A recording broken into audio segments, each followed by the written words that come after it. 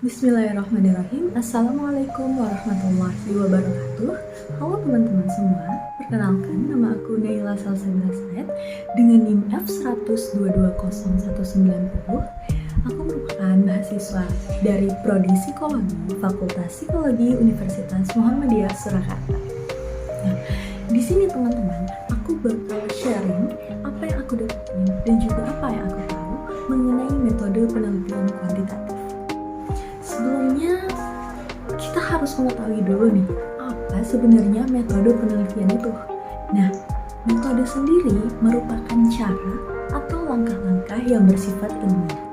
Sementara penelitian merupakan kegiatan yang dilakukan untuk mencari tahu, mengembangkan, dan juga menggali suatu pengetahuan. Nah, jadi kalau dipikir-pikir lagi nih, metode penelitian merupakan cara atau langkah-langkah yang dilakukan untuk mengetahui, mencari sesuatu, dan mengembangkan pengetahuan melalui penelitian ilmiah atau melalui metode yang ilmiah. Lalu, apa aja sih tujuan dari metode penelitian kuantitatif? Nah, yang pertama, tujuan dari metode penelitian kuantitatif untuk menjelaskan suatu fenomena. Yang kedua, untuk mengetahui keterkaitan antar variabel secara empiris. Jadi yang dimaksud empiris di sini adalah mengetahui secara langsung dan juga secara real apa yang sedang terjadi di lapangan. Nah, terus langkah-langkah untuk melakukan metode penelitian kuantitatif itu kayak gimana ya? Aku kasih tahu, ada beberapa langkah-langkah yang harus kita lakukan. Yang pertama yaitu membuat rumusan masalah. Yang kedua, perumusan hipotesis atau pertanyaan-pertanyaan penelitian. Yang ketiga, menentukan metode pengambilan data. Kalau udah selesai menentukan metode pengambilan data, selanjutnya kita mengambil data. Karena kita sudah tahu nih, kita mau melakukan pengambilan datanya seperti apa. Setelah melakukan pengambilan data, langkah yang kelima adalah menganalisa data. Setelah semua data yang kita perlukan itu terkumpul, maka yang harus dilakukan menganalisa. Setelah menganalisa data, yang terakhir kita lakukan adalah menginterpretasi data. Jadi jangan sampai kebalik ya teman-teman.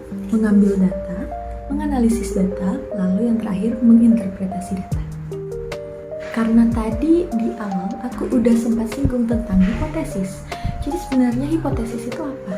Nah, hipotesis itu teman-teman merupakan dugaan sementara atau karena ada perumusan hipotesis atau pertanyaan-pertanyaan penelitian, maka hipotesis tersebut adalah dugaan sementara sebelum kita melakukan penelitian. Jadi ketika sudah mendapatkan hasil dari penelitian, kita bisa mengetahui nih hipotesis yang di awal tadi itu benar, keliru, bahkan salah sama sekali. Nah, jadi itu adalah hipotesis ya teman-teman, dugaan sementara. Selanjutnya teman-teman, di dalam penelitian terdapat dua variabel. Yang pertama adalah variabel dependen. Variabel dependen itu biasa kita menyebutkannya atau kita menyimbolkannya dengan huruf Y atau biasa juga disebut sebagai variabel tergantung. Nah, lalu yang kedua ada variabel independen yang biasa disimbolkan dengan huruf X atau biasa kita menyebutnya sebagai variabel kontrol. Jadi variabel dependen tadi akan kita lihat bagaimana pengaruh variabel Y terhadap dampak dari variabel X. Pemilihan metode pengambilan data itu ada dua. Yang pertama dilakukan dengan survei, yang kedua itu dilakukan dengan eksperimen. Nah, eksperimen di sini teman-teman di dalam penelitian kuantitatif adalah bagaimana kita menguji pengaruh dan juga menguji suatu hubungan. Lalu yang kedua, kalau yang pertama tadi ada metode, yang kedua ada sampling teman-teman. Nah, sampling itu terdapat dua jenis ya teman-teman. Dan di setiap jenis itu masih dikategorikan beberapa poin lagi.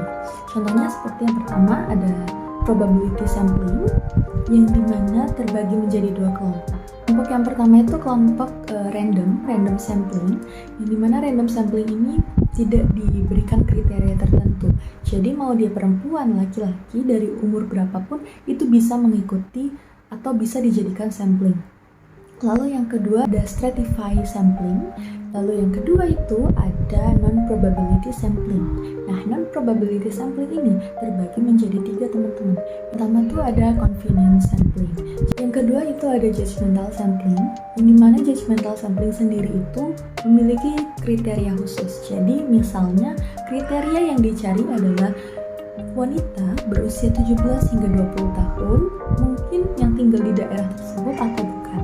Ada kualifikasi tertentu yang harus dipenuhi seorang sampling.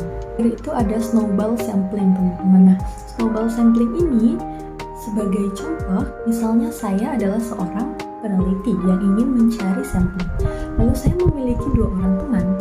Setiap 2 orang teman ini, saya akan memberitahu kepada mereka, tolong carikan saya sampling.